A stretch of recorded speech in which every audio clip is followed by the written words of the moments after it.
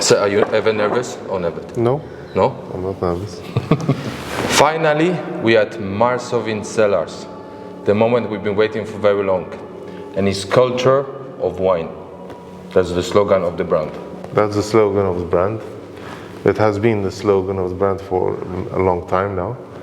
The reason it's there is basically to symbolize our passion, affection towards what is the culture of wine. The culture of wine is, I suppose, respecting the ethics of the quality winemaking.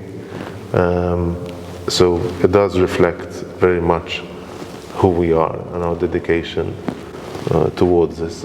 In fact, I believe you can see it even in the types of wines that we make, the boutique wines that we make, the fact that we make the méthode traditionnelle, the fact that we make passitos, the fact that we own our own vineyards. That's something which is quite unique to us in Malta. Yes.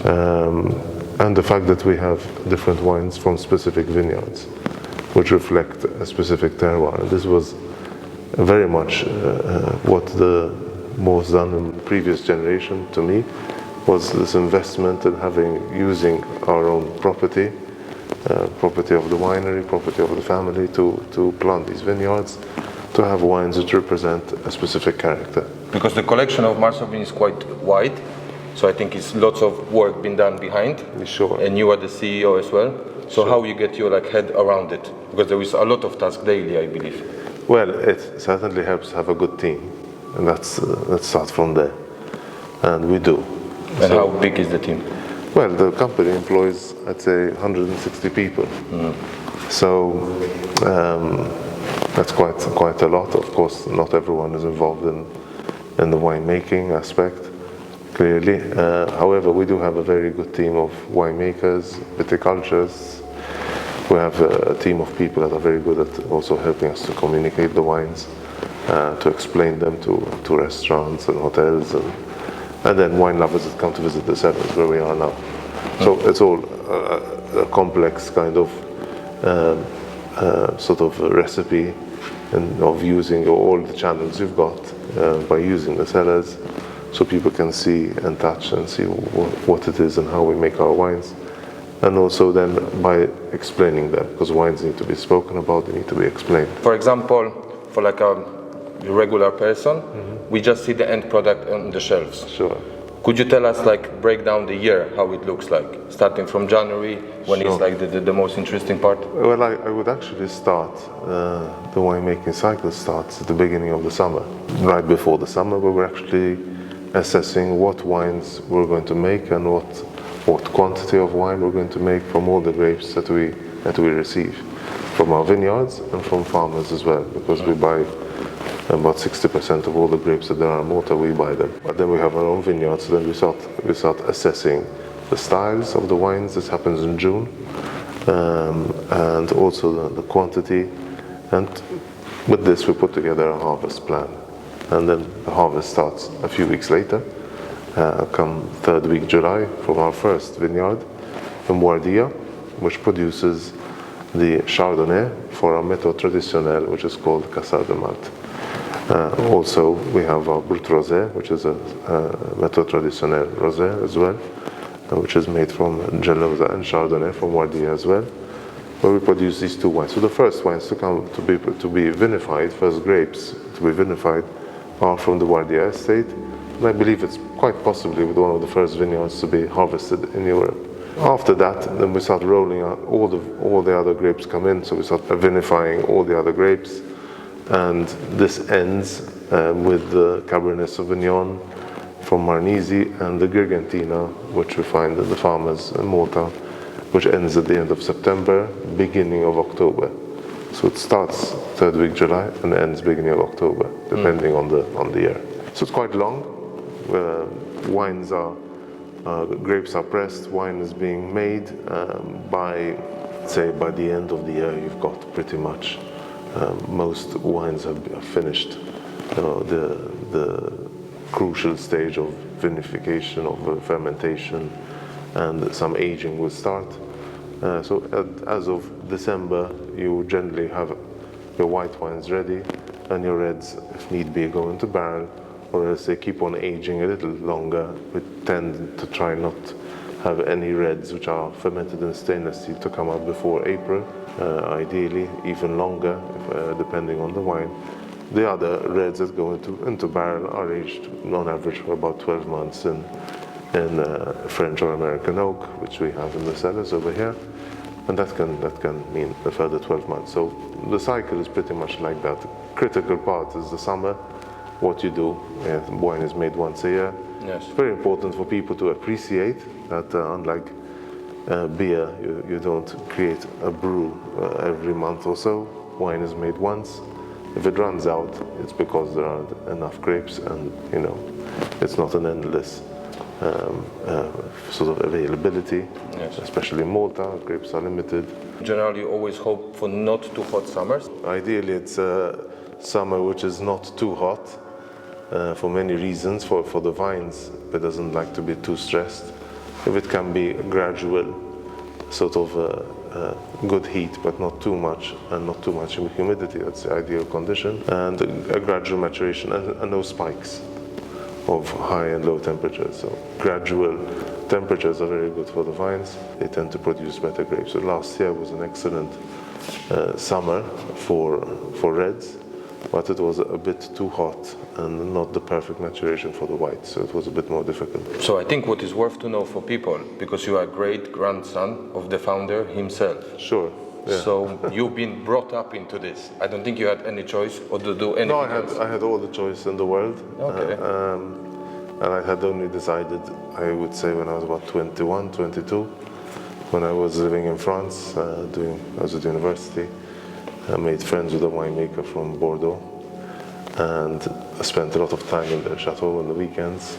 And I fell in love with the culture first, because I didn't even used to drink. I started drinking very late in my life. I fell in love with the culture. Yes. To be perfectly honest, that's the story. No, but then you come back being 21, and I came came back on 26, and I started working elsewhere because I wanted to work for another company, not straight away here. And then I was asked to join the winery when I was about 26 or 27, and I've been here since.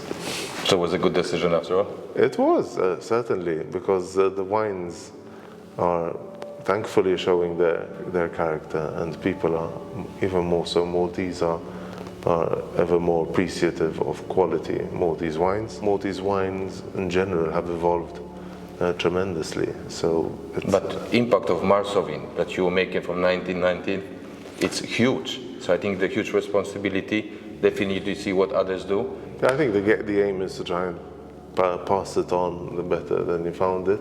That's always, I guess, the goal of every person who takes on a job, even if it's not their company.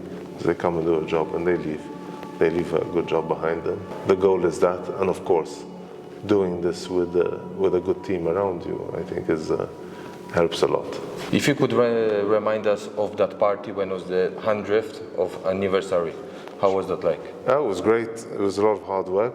So we had a fantastic event which took place at the Mediterranean Conference Center.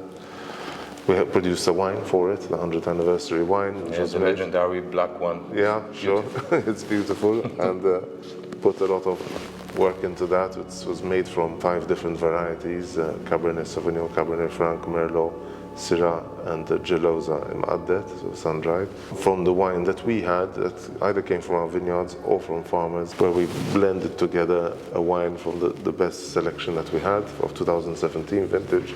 And we created this wine, which was an aged in oak, and then we put a lot of effort into the packaging for it to represent what was something very special to us, which is a standard practice across the winemaking world, to try and celebrate milestones like these. It only happens once, especially in my lifetime, I'd say. And we wanted to do something special, so I had this beautiful event, invited our customers and our staff to join us to celebrate this. Social media was full of this. Full of it, yeah. Definitely a success. Definitely a success. And well noted, I think, in people's minds that we're over 100 years old, which is what we wanted for people to understand where we had started from, which was humble beginnings. My great-grandfather started from nothing, and it was his dream, and he spoke about it in his video, where he says that, I was either going to do that in Malta or I was going to do it somewhere else in the world. So luckily we have that in Malta. So he did that here, thank God, and well, after it grew from generation to generation, always trying to do better. Where we are today is sort of like starting from his dream, basically. It was, I think, the genuine winemakers around the world that do this for passion. That is where you find the most quality. Anything would be started from like nothing, as you've mentioned, and then just mixed with the passion. I think that success tastes the most. Sure. Because that humbleness is there and never leave, I think. Yeah, I think it helps as well to have humility. I think it is something which we have as a family. Great value. I think it's a very important value to have. The another question would be like, what could possibly be next for you? Well, how can you even make it better? Is it possible? Sure. Well, we do have something which is coming not too far away, where we're building a new winery in one of our vineyards.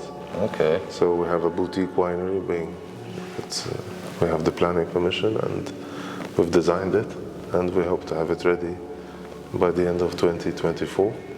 And that's what we're working on at the moment. And we did the wine tasting, you make it over here?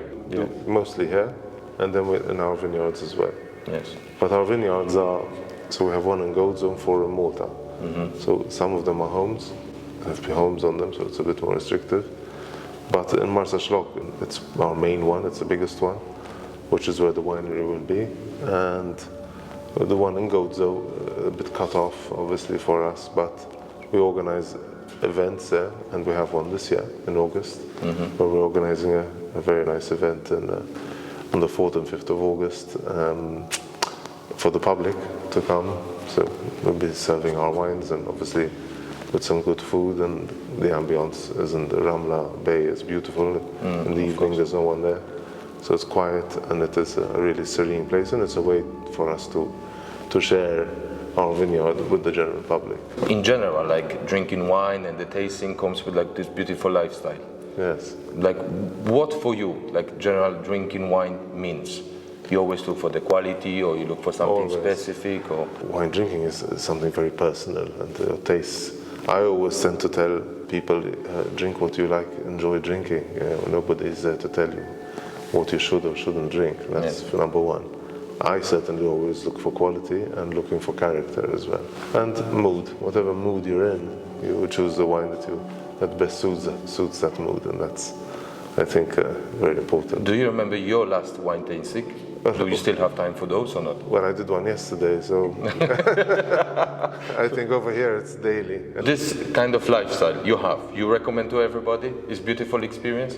Sure, I certainly recommend drinking wine to everybody.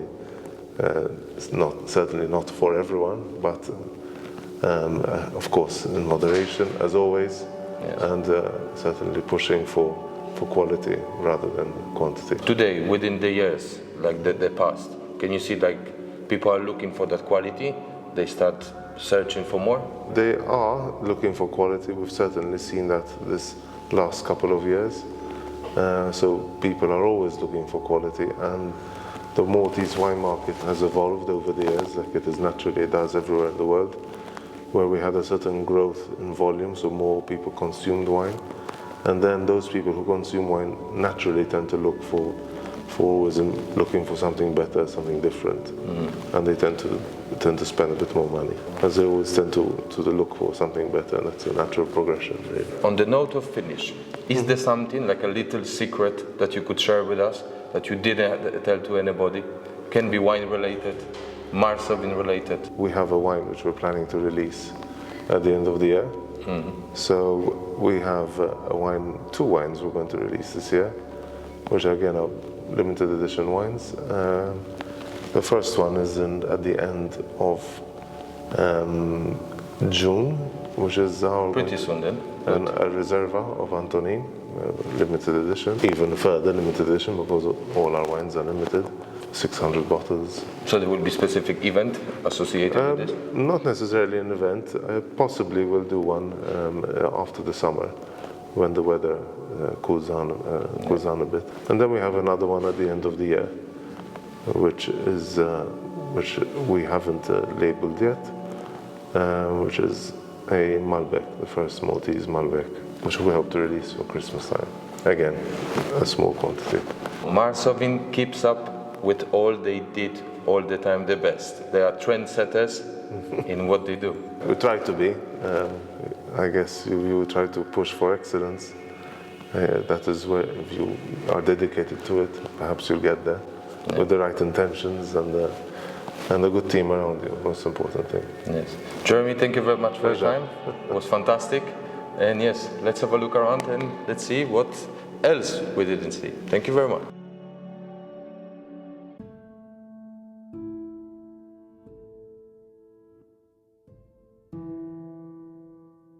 That was another episode. Thank you very much for watching. I hope you enjoy. You can tell us in the comments what part was the best, or maybe you would like to see something particular. Thanks again, and until the next one. See you.